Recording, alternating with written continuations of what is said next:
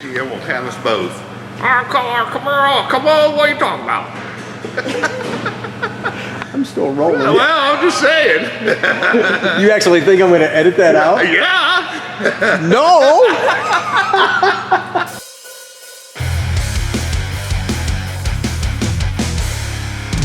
Hi everybody, thanks for taking the time out of your busy day for me to talk about this crazy busy Corvette marketplace. And that's what we have for you today on the channel, a Corvette market update. We're gonna have a channel update and some reminders for you, and yes, we're gonna have a quick tip. Yeah, I'm standing outside in Ohio in the middle of January. No earmuffs, no gloves. That's right, I'm digging every minute of it. That's a big deal, you bet. And speaking of big deals, how about yet another award, and you can count on many more to come, deservingly so, for the C8 mid-engine Corvette. The 2020 car was just named the North American Car of the Year. Congratulations to Team Corvette.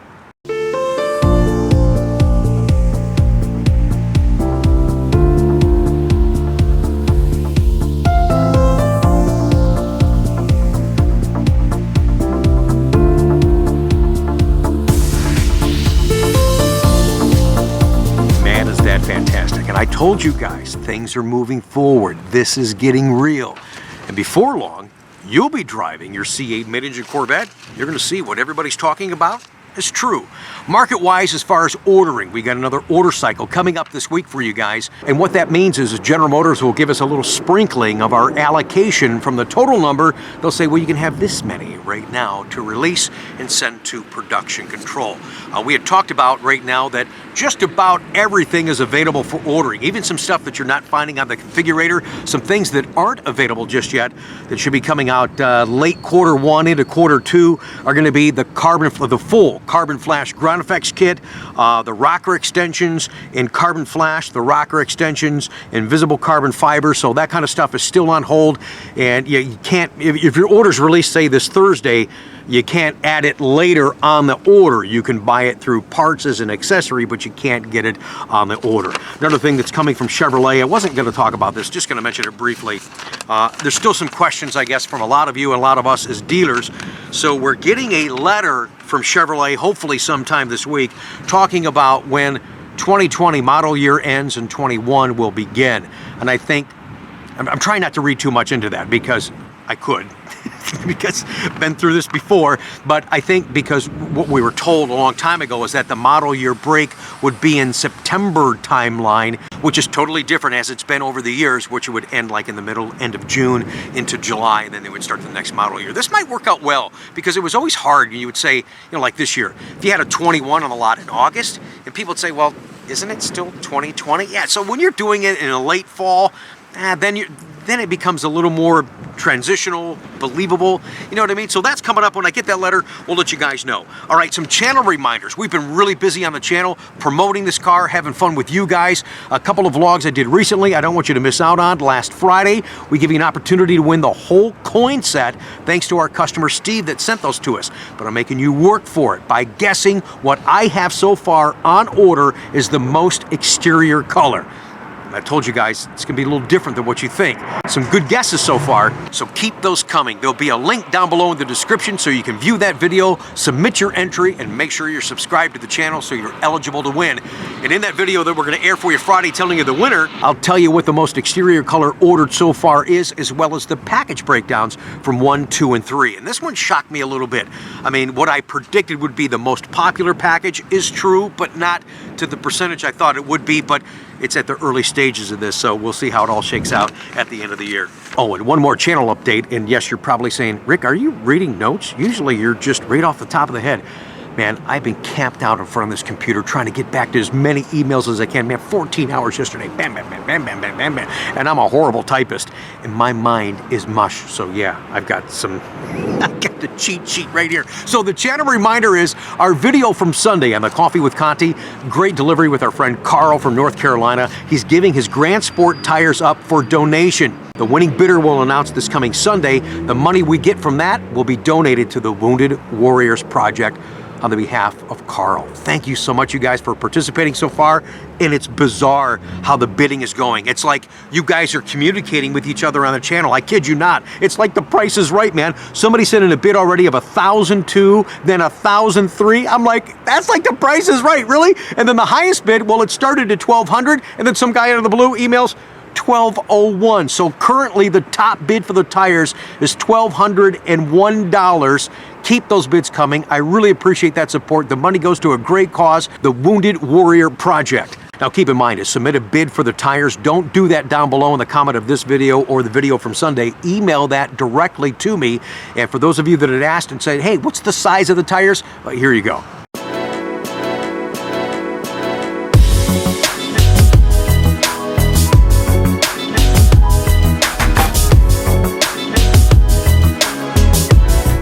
One more quick market update. We talked about this on the vlog a couple weeks ago about that interior custom plaque you can get when you have a sold order or you do a museum delivery. As far as where it went, people are scratching their head, well, what do I put on it? And we teased and said, hey, you could put on there, I love tacos.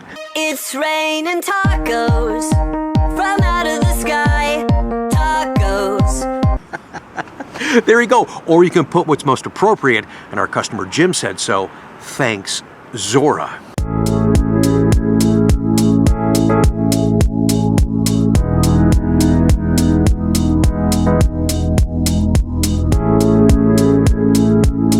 Now you saw by the slide, it's a BV4 option on a sold order. It's a $200 option. If you're doing a museum delivery, the R8C option, that's already included in there. You just need to let the museum know what you want on the plaque. Thanks, Zora, I think will be done more than once this year and most appropriate. All right, it is Tuesday. It is time for a quick tip from Rick. I'm actually going to grab Chuck, our Corvette technician, get him away from the rack, get him out here to enjoy some of this beautiful sunshine. But we're going to talk about changing out the cabin air filter.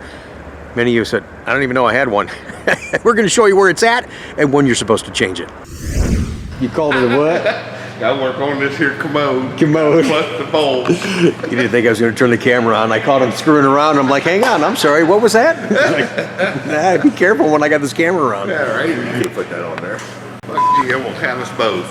Come on. What are you talking about? I'm still rolling. Well, I'm just saying. You actually think I'm going to edit that out? Yeah. No! I'm sorry.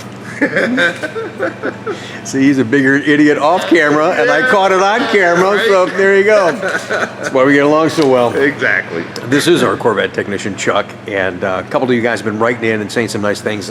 We've already shared that on the vlog, but I just wanted to get him up to date. So this letter came from Tim, and we talked about this on our Sunday Coffee with Conti. Thanks again, Tim. I just want Chuck to hear this.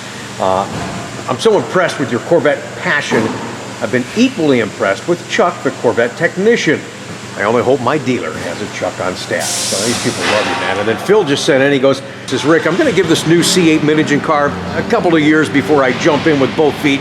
I'd like to have one now, but I'm gonna wait it out a little bit. A lot of you guys are kind of doing that right now. Because what I want to know is, how do I get your Corvette technician to work on my Corvette? Keep in mind, I'm in Orange Beach, Alabama. He's always so professional and very meticulous. Maybe he's looking for a vacation.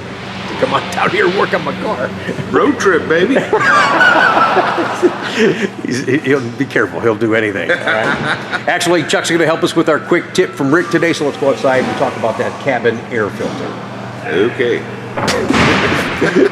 Hope you're equally as excited. That's when I should have turned the camera off.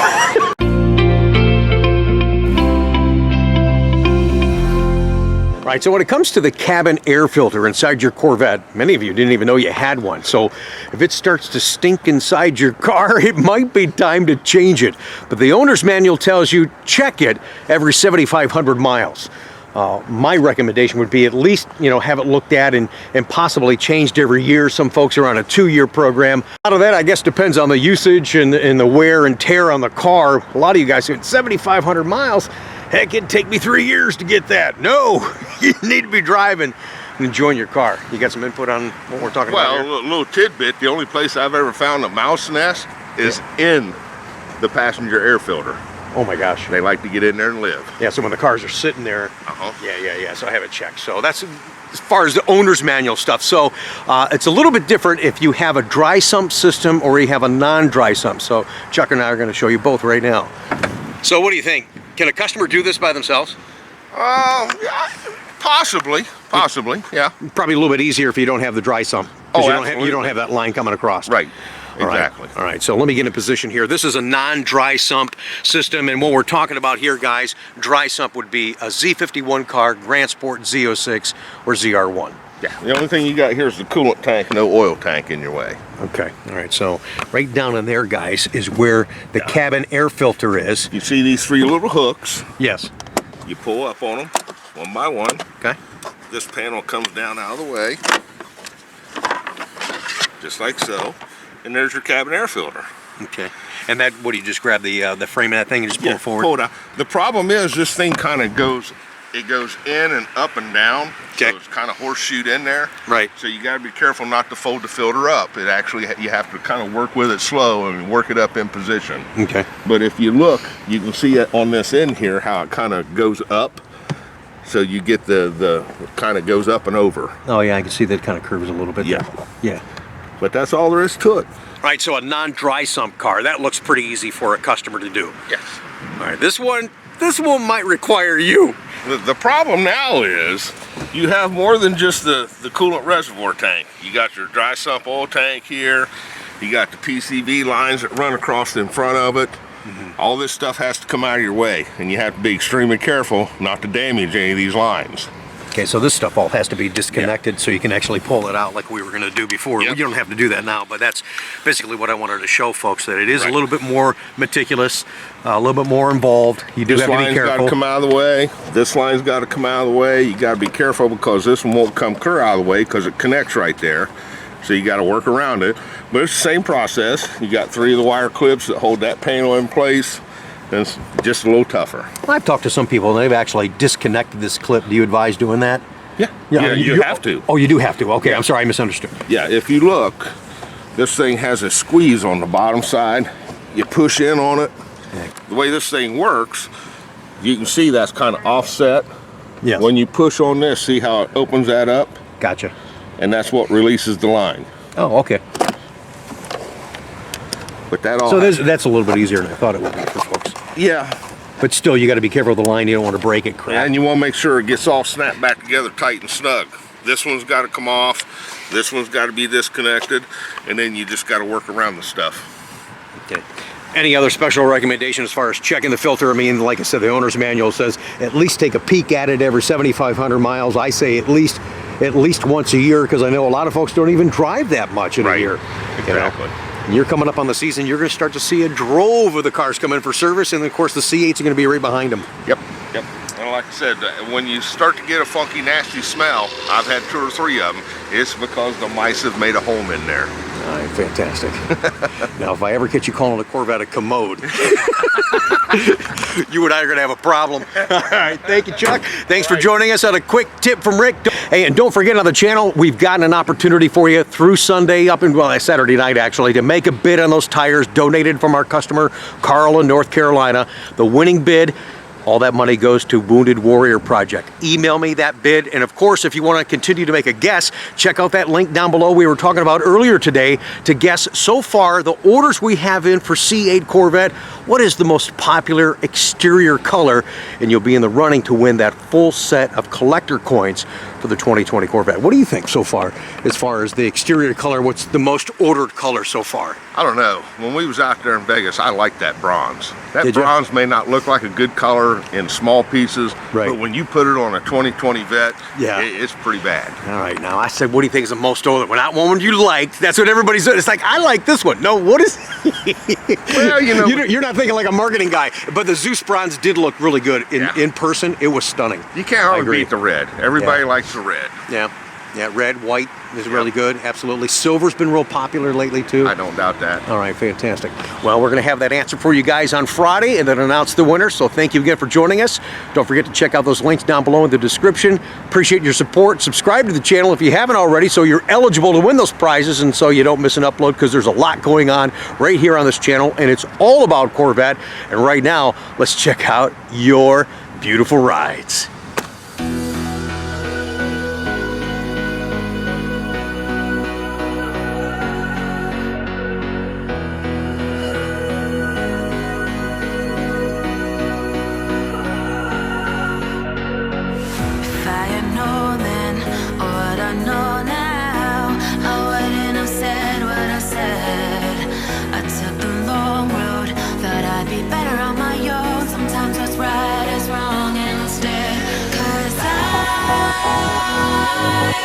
Too young, and I didn't understand that you were the one, and I can't wait to see you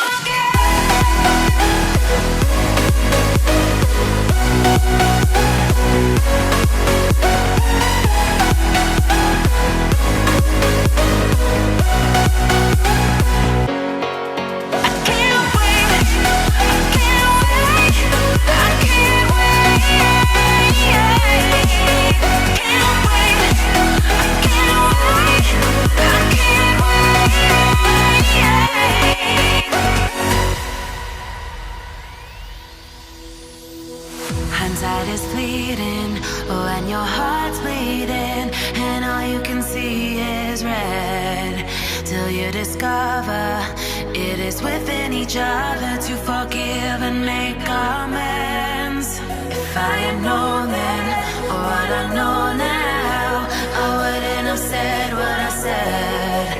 I took the long road, thought I'd be better on my own. Sometimes what's right is wrong instead, 'cause I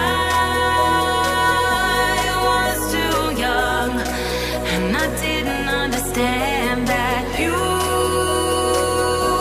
were the one, and I can't wait to see you again. Oh, I can't wait, I can't wait, I can't wait, 'cause I was too young, and I didn't understand that you were the one.